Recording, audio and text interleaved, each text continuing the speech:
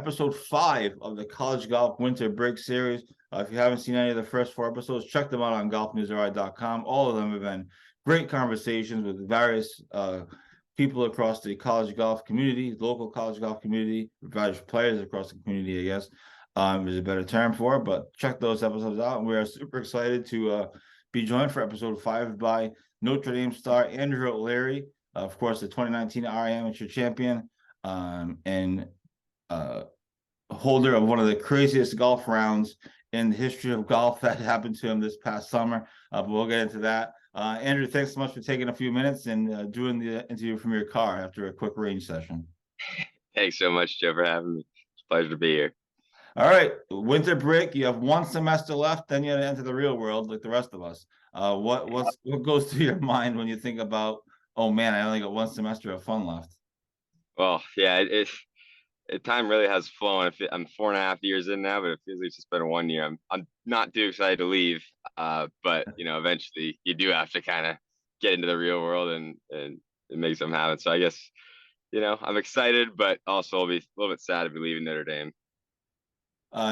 Do you have an idea of what's next for you? I mean, do you have kind of a plan going forward for you? Are you going to try to stay in golf? Are you going to try to turn pro? Obviously, we just saw Davis Chatfield make it to the Corn Ferry Tour, at least for the first 8 events, whatever. But do you have a plan in place for what you want to do, or any idea what you want to do? Yeah, my plan is definitely to turn pro. When I'll turn pro is just kind of dependent, I guess, on how this year goes. Like I can either turn pro right after I graduate, or I can wait till the fall, which a lot of people do and play in amateur tournaments over the summer. I still haven't really decided that yet, but how pro golf goes for me, it just kind of depends on how I play, as far as like what tour I could be on, or if I'm just playing mini tours or state opens and stuff like that. So ideally I take the Davis Chatfield route and just get through all 3 stages, or 4 stages if you include pre-qualifying of Corn Ferry, and then get status on Corn Ferry. That would be ideal. But yeah, I'll probably move down south for the winters, live with a few of my friends down there, and give things a go. Is that exciting for you? Like, is there a party that's like, holy crap, you obviously know you're going to turn pro in some way, shape, or form. Is that exciting for you in some ways? Like, holy crap, I'm going to be a pro golfer. I could really do this for essentially the rest of my life. Yeah, it is, because I mean, growing up, like, it's always a dream to be a professional athlete, whatever sport that may be. Like, I feel like every young boy wants to just be a pro athlete. So now it's like, well, I have that opportunity and can fulfill that dream. Like, it is very exciting. I'm excited to see what I can do with it.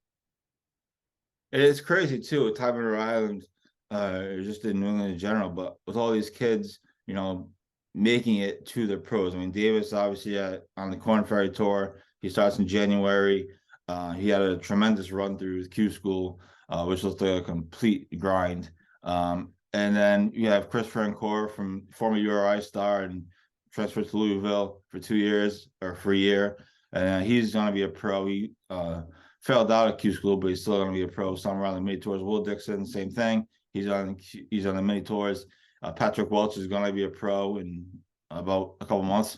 And then obviously yourself and others. I'm sure I'm missing people, but what a crazy time in Rhode Island golf. I'm not sure, and I've said this before, I'm not sure we've seen anything like this from a golf standpoint, or just a sports standpoint in general. You have Joe Mazzulla coaching the Celtics. You have 2 guys coaching in the NHL. You have pros across the sports world. Jeremy Pena just literally won the World Series pretty much by himself for the Astros. It felt like.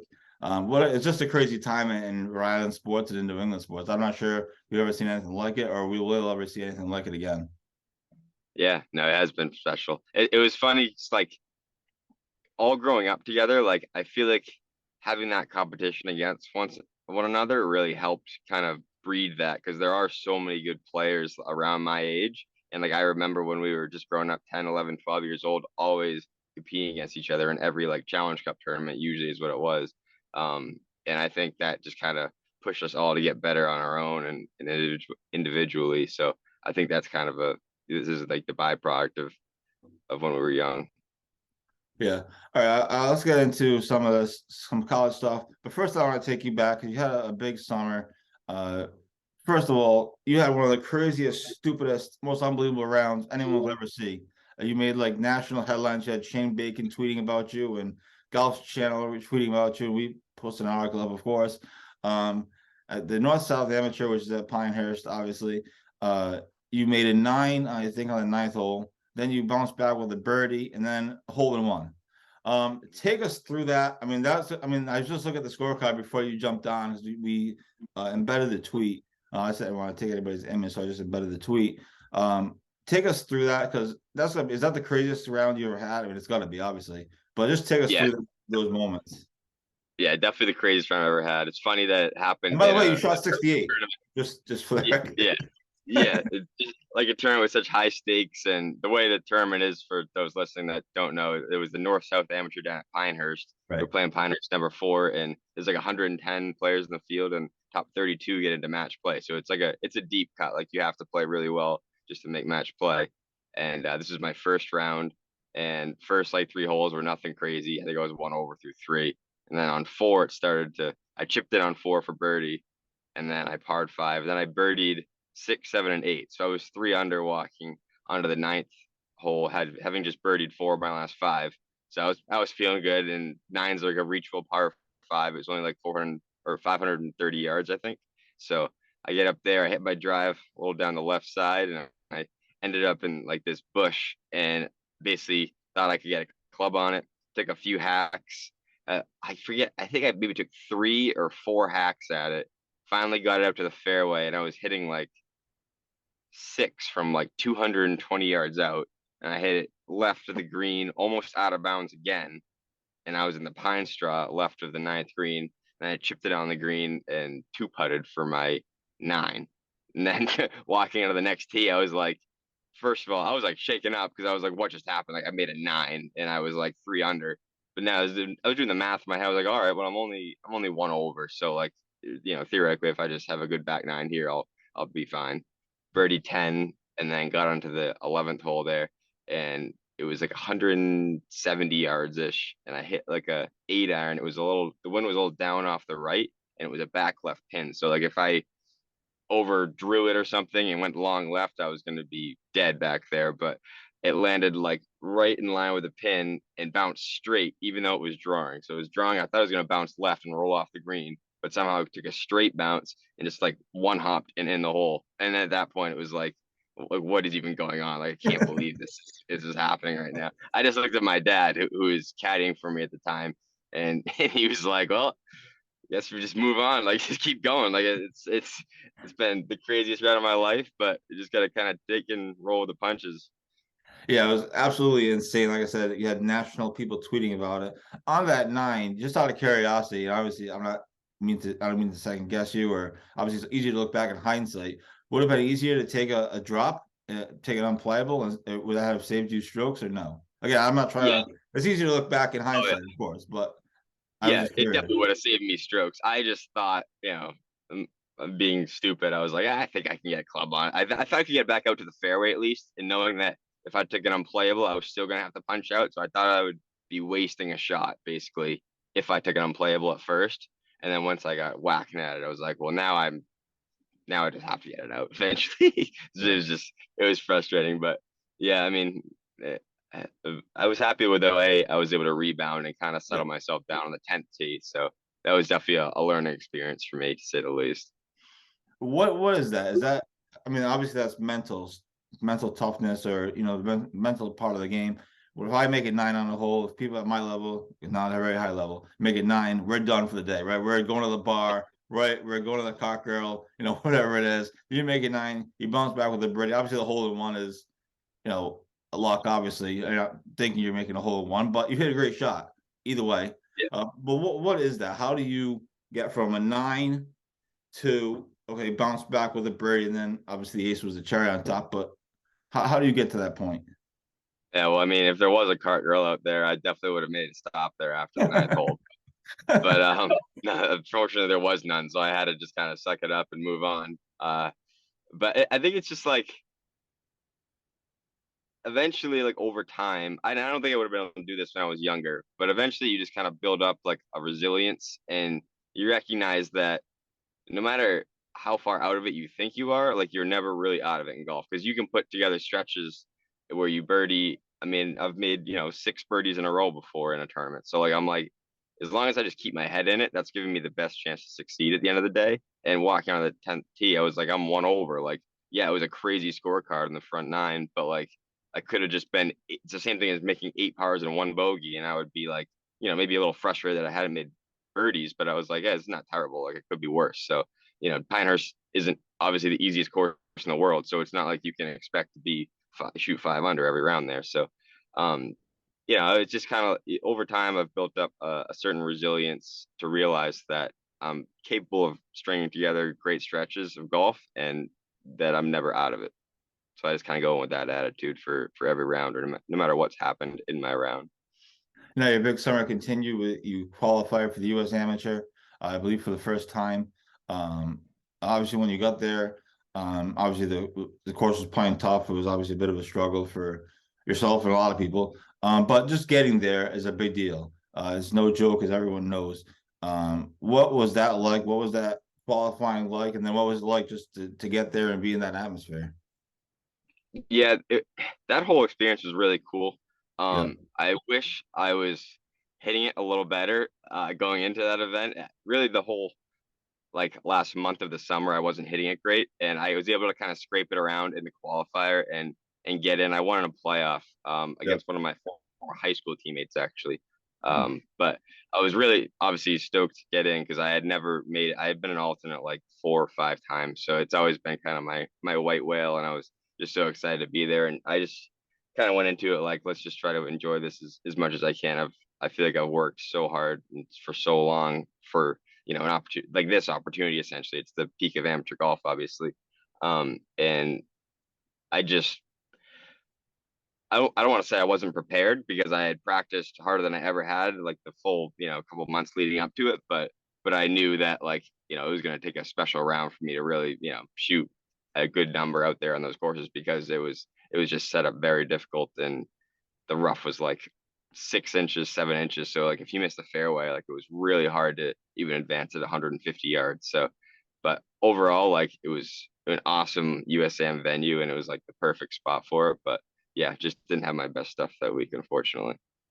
Yeah, at least you made it. And I had heard that the course was tough. Brad Valois made it from Rhode Island. Obviously, he's won 4 hour amateurs, and he's had a storied career. He made it. He told me that the course was crazy. The course Yeah, setup was crazy. But that's what you expect when you go to play in those tournaments. yeah, Um, exactly. so you had obviously a great summer in Notre Dame. You come back for your senior season last season. You guys kind of have an up and down ish fall season. You have an up and down fall season. I think that's fair to say. Mhm. And feel free to correct me if I'm wrong, but just take us through that fall season. What's that process like? And it feels like to me, and I've said this, the fall season in college golf is kind of, I don't want to say it's preseason. That's not fair. There's big tournaments in the fall, the East Lake Cup, others too as well. So I don't want to, that's not really a fair statement, but obviously it's all leads up to the spring season with the NCAA's. But just take us through the fall season and how you think you played and your team. Yeah, we had um a big learning curve this year. We lost Davis, obviously, who was a huge member of the team, both as a captain and as a player. So we've kind of been, figuring out how the team dynamic works now. And I think we did a good job of just kind of trying to gain a new identity, I think, as a team. And we had a really strong schedule. Like we were Mhm. thrown into some of the top tournaments in the country. We played in the Stevens Cup, which was at Seminole, and that was on Golf Channel against, the field was ridiculous. It was just like, Mhm. it was like who was there? I forget, Texas, UNC won, Florida State, all those really top Southern schools. And then we were there because we won the previous year down at a Lotion Club in Arkansas. But I mean, yeah, we had a mediocre fall results wise, I would say. But I think as far as just like building a team culture and preparing ourselves for what we know we're going to see in the spring, I think it was a very productive fall. and we learned a lot about each other and kind of what makes us tick. And we're in a good spot, I think, for the spring though. Yeah, that's awesome to hear. Two guys I want to ask you about.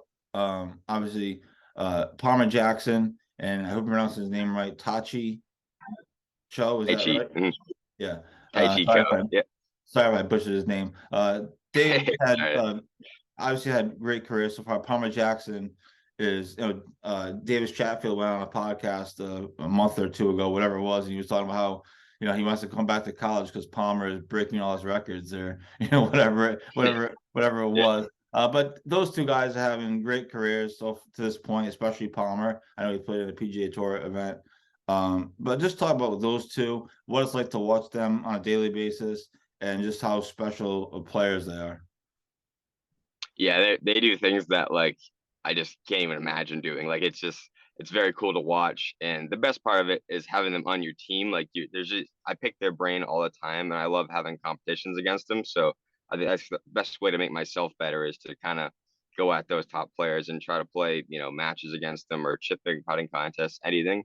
And the thing that they have that like very few other people have seen is a certain level of creativity and just like I don't even know how to describe it. Like their imagination is just incredible when they're out on the golf course. They see shots that normal people just don't see, and then they can execute it based on the fact that they can see it and they know how to hit it. So yeah, they're really special players.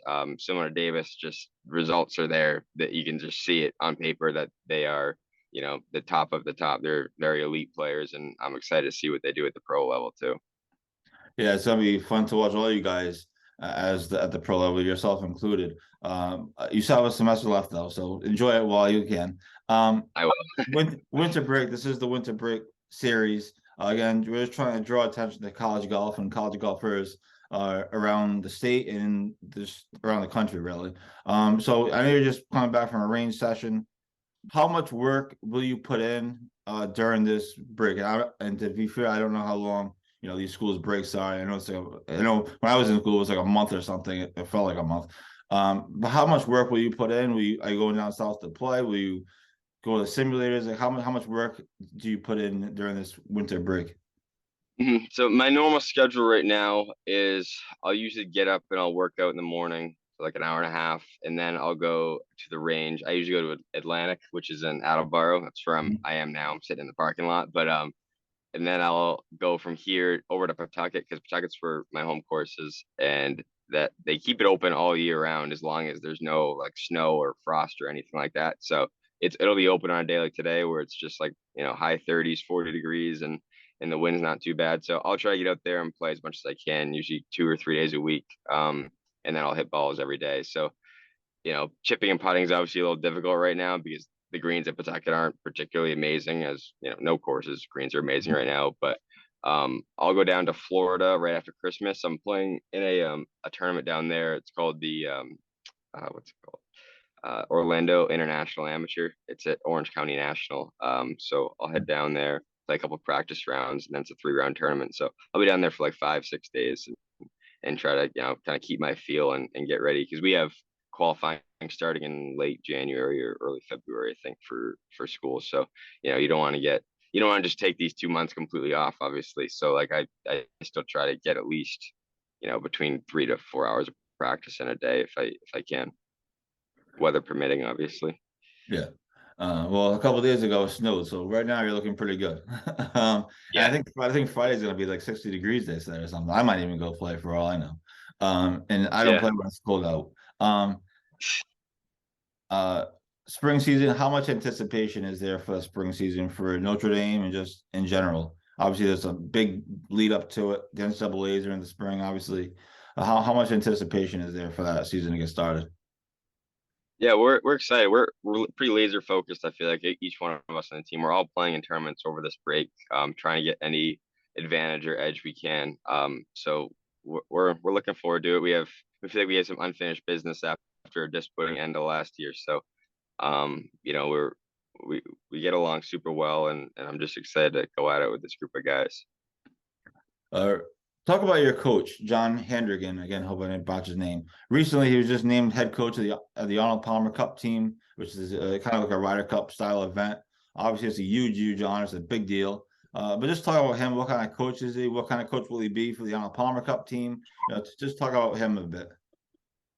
Yeah, he is a very impressive guy. When I committed to Notre Dame in 2016, the team was ranked like 90th or 100th. And then Wow. um, once he came in, took him a couple of years to kind of get some guys in and change the culture of the program, which takes years.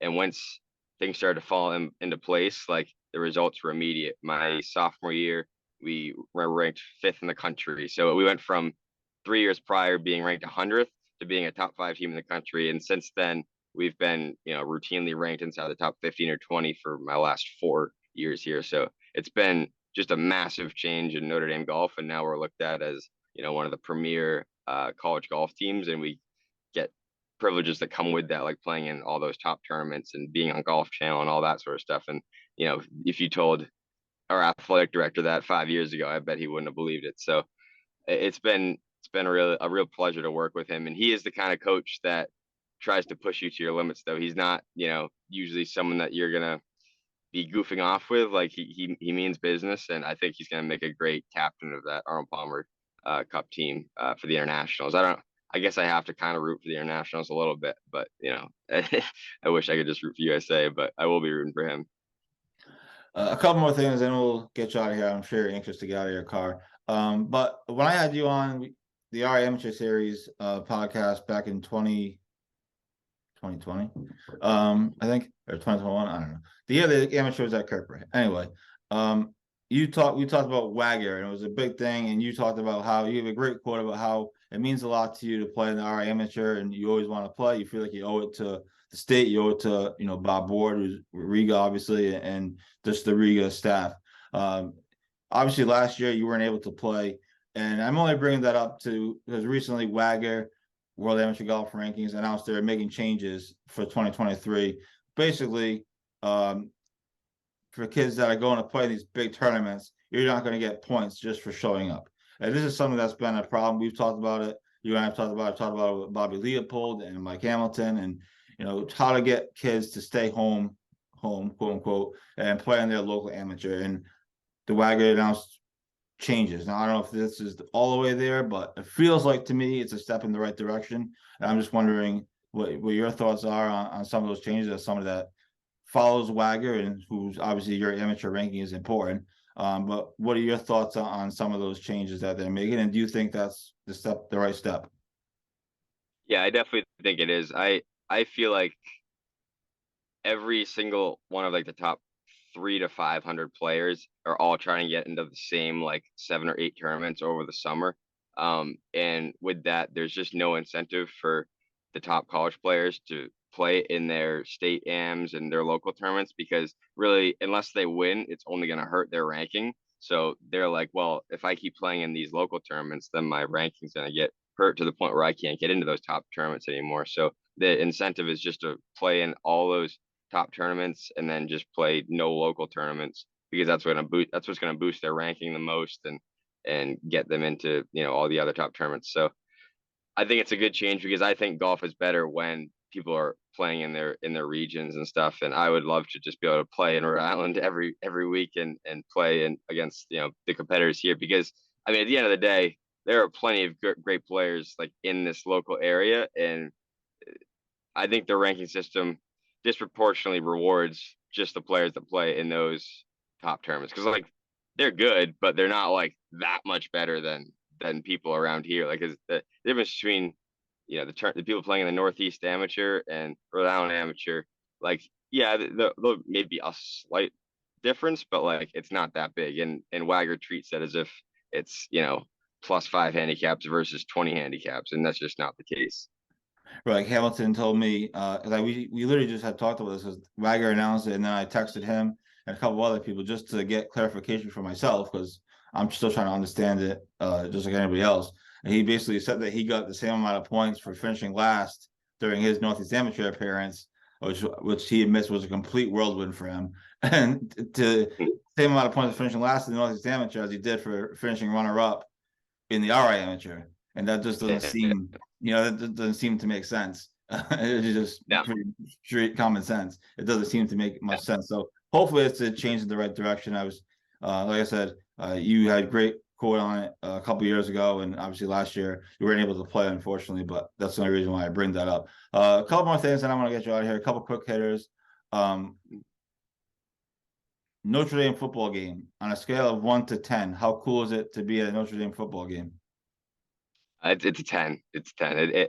I just had my last home football game as a student right before Thanksgiving, and it was a snow game too, and Oh, that's it was cool. just like a blizzard, and it was just like I had never had a snow game before, but that was like the perfect way to finish off my 5 years of Notre Dame football games. It really is a special experience. It's like the tradition and the culture that surrounds it is just unmatched, I think, at any other university. So I'm very fortunate to be able to have experienced that for so many years. I think snow football games are one of the coolest things on TV. It doesn't happen too often. We don't get them that much over here. Once in a while, the Patriots will get a snow game, but not even. It doesn't even feel like that happens much anymore. Yeah. But the other night they had Buffalo, Miami on, and it was snowing out in Buffalo, and I thought just the optics of it, the view of it, the picture of it looks really cool. Your go-to club, you need a shot. You gotta hit a big shot. What club are you pulling?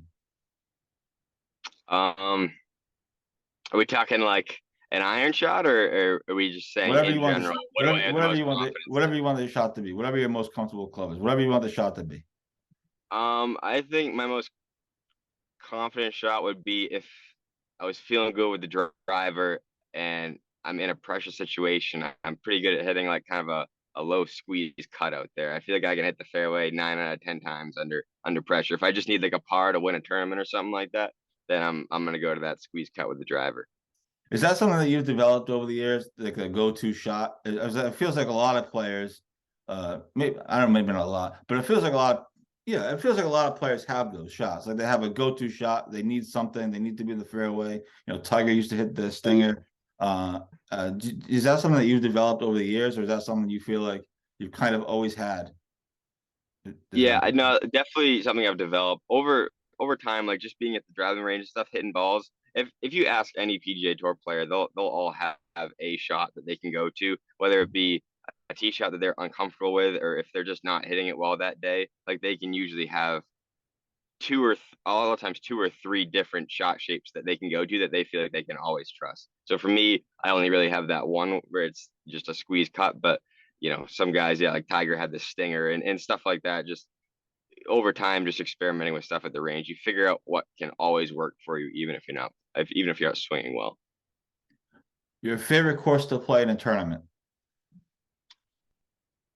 That I have played in tournament, I would say a Lotion Club down in Arkansas. That's where the Stevens Cup was last year on Golf Channel, and the fact that we won as a team too made it extra special, obviously. But that place was literally just like Augusta in Arkansas. There was not a divot on the property when we showed up, and the greens were by far the fastest greens I've ever played.